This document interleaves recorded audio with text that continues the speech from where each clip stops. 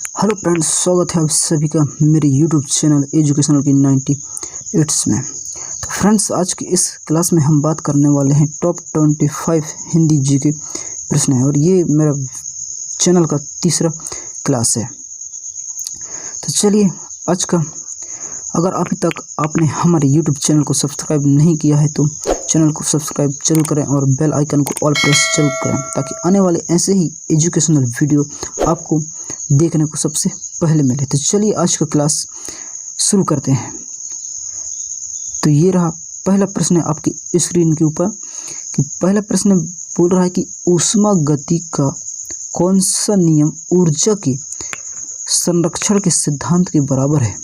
तो इसका जो सही जवाब है वो है ऑप्शन नंबर ए, पहला नियम। पहला नियम है ये जो है संरक्षण के सिद्धांत के बराबर है, ऊर्जा के संरक्षण के सिद्धांत के बराबर है। चलिए देखते हैं अगला प्रश्न। ये रहा आपके सामने कि लाल ज्वार बड़ी संख्या में किसके कारण होता है, किसके कारण होता है। तो इसका जो सही जवाब है वो है ऑप्शन नंबर डी। तो चलिए देखते हैं अगला प्रश्न है, प्रश्न क्रमांक तीसरा। ये रहा आपके सामने कि हाई स्पीड टॉर्क को लो स्पीड टॉर्क और उसी तरह विपरीत में बदलने के लिए किस उपकरण का उपयोग किया जाता है। तो इसका सही जवाब है option number B, gear box. Gear box का उपयोग किया जाता है। और मैं जितने भी क्वेश्चन लेके आया हूँ आपके सामने और इस सभी का अगर आंसर आपको पता है तो नीचे कमेंट बॉक्स में ज़रूर टाइप करें। तो चलिए देखते हैं अगला प्रश्न। और ये रहा आपके सामने अगला प्रश्न कि भारत का सबसे बड़ा बॉक्साइट उत्पादक राज्य कौन सा है। तो इसका जो सही जवाब है वो है option number B, Orissa. Orissa जो है ना, ये बॉक्साइट के क्षेत्र में उत्पादक के रूप में सबसे बड़ा राज्य है। तो चलिए देखते हैं अगला प्रश्न। प्रश्न पाँचवा कि प्रश्न पाँचवा बोलता है कि एक कप पानी में फैलने वाले खाद्य रंग की एक बूंद किस परिवहन की प्रक्रिया का एक उदाहरण है। तो इसका जो सही जवाब है वो है ऑप्शन नंबर बी, प्रसार। प्रसार के कारण ही ये परिवहन प्रक्रिया चलता है। तो चलिए देखते हैं अगला प्रश्न। ये रहा आपके सामने प्रश्न छठवां कि किस वर्ष फुटबॉल को आधिकारिक तौर पर ओलंपिक खेलों में शामिल किया गया था। तो इसका जो सही जवाब है वो है ऑप्शन नंबर ए, क्या 1908 में। 1908 में इसको ओलंपिक खेलों में शामिल किया गया था। तो चलिए देखते हैं अगला प्रश्न। प्रश्न सातवां ये रहा आपके सामने कि लोधी वंश का पहला शासक निम्नलिखित में से कौन था। कि सिकंदर लोधी था, कि बहलोल लोधी था, कि इब्राहिम लोधी था, कि दौलत खान लोधी था। तो इसका जो सही जवाब है वो है option number B, Bahlol Lodhi. ये बहलोल लोधी ये पहला शासक था लोधी वंश का। तो चलिए देखते हैं अगला प्रश्न। ये रहा आपके सामने कि निम्नलिखित में से कौन सा स्मारक यूनेस्को की विश्व धरोहर स्थल में शामिल नहीं है।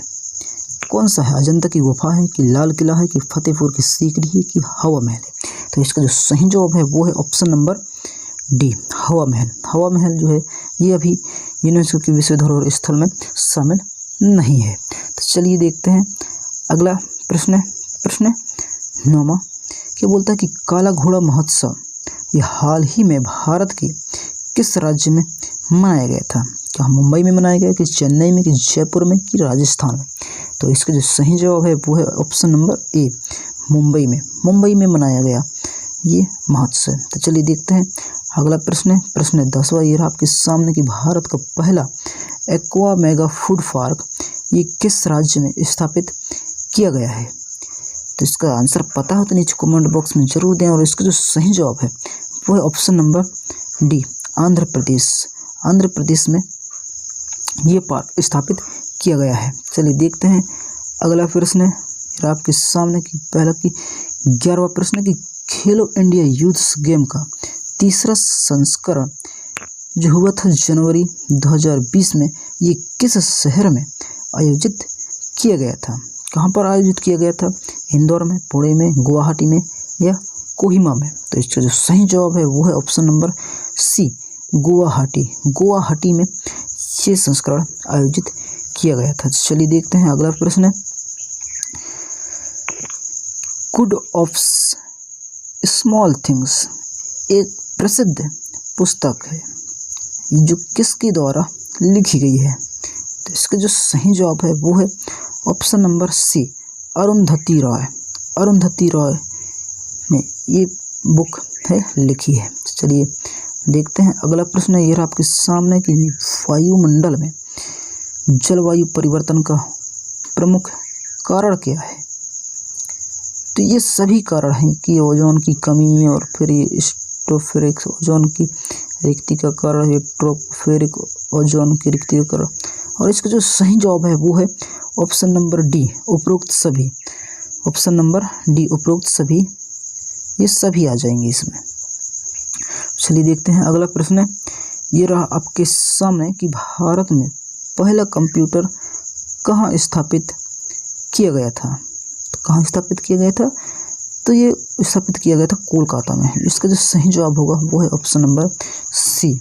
चलिए देखते हैं अगला प्रश्न कि कौन सी कंपनी लोकप्रिय रूप से बिग ब्लू के रूप में जानी जाती है? तो इसका जो सही जवाब है वो है option number B, IBM company. जो IBM कंपनी है ना, वो जानी जाती है बिग ब्लू के रूप में। तो चलिए देखते हैं अगला प्रश्न। प्रश्न क्रमांक 16 की मेन फ्रेम कंप्यूटर के मामले में CPU की गति क्या है? क्या है इसकी गति?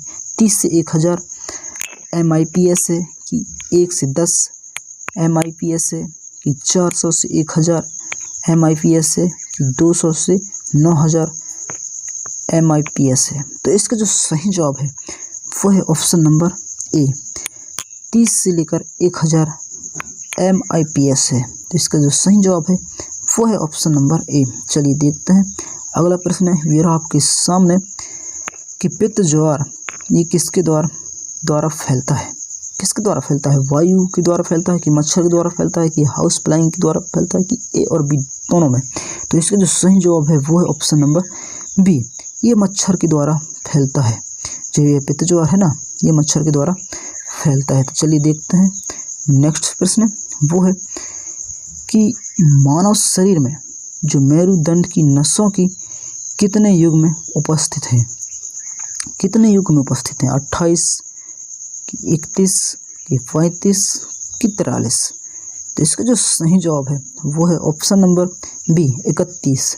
जो 31 है ना, ये युग में, ये मेरुदंड की युग में जो है मानव के शरीर में 31 युग में उपस्थित हैं। चलिए देखते हैं अगला प्रश्न है, ये रहा आपके सामने कि RBC से हीमोग्लोबिन के निष्कर्षण को कहा जाता है? क्या कहा जाता है? रक्तस्राव कहा जाता है कि थैलेमिक्स कहा जाता है कि रक्त का थक्का कि रक्तलाप कहा जाता है? तो इसका जो सही जवाब है वो है ऑप्शन नंबर बी, थैमोलिसिस है ना, थैमोलिसिस कहा जाता है। चलिए देखते हैं अगला प्रश्न, ये रहा आपके सामने प्रश्न क्रमांक 20 कि निम्नलिखित में से कौन सा सूक्ष्म निकाय आयोजन केंद्र है? तो इसका जो सही जवाब है वो है ऑप्शन नंबर सी, ताराकाय। इसका जो सही जवाब है वो है ऑप्शन नंबर सी, ताराकाय। चलिए देखते हैं क्या ऑप्शन नंबर सी। देखते हैं अगला प्रश्न, ये रहा आपके सामने कि निम्नलिखित में से किस चरण में सिस्टर क्रोमैटिक्स विपरीत ध्रुवों की ओर बढ़ती है? तो इसका जो सही जवाब है वो है option number D. Option number D इसका राइट आंसर है। चलिए देखते हैं अगला प्रश्न, प्रश्न क्रमांक 22 ये रहा आपके सामने कि अप्रत्याशित व्यय को पूरा करने के लिए कार्यकारिणी के निपटान में व्यवस्थापित की गई निधि क्या है? तो इसका जो सही जवाब है वो है ऑप्शन नंबर ए, आकस्मिक निधि। इसका जो सही जवाब है वो है ऑप्शन नंबर ए, आकस्मिक निधि। चलिए देखते हैं अगला प्रश्न, ये रहा आपके सामने कि भारतीय संविधान के किस अनुच्छेद में कहा गया है कि भारतीय संघ के प्रत्येक राज्य के लिए एक उच्च न्यायालय होगा? तो किस अनुच्छेद में कहा गया है? तो वो कहा गया है अनुच्छेद 214 में। तो इसका जो सही जवाब है वो है option number A. Option number A इसका राइट आंसर। तो चलिए देखते हैं अगला प्रश्न, ये रहा आपके सामने ये रहा आपके सामने कि नौसेना दिवस किस दिन मनाया जाता है। अगर आप आंसर पता है आपको तो नीचे कमेंट बॉक्स में ज़रूर दें। तो इसका जो सही जवाब है वो है ऑप्शन नंबर ए, 4 दिसंबर।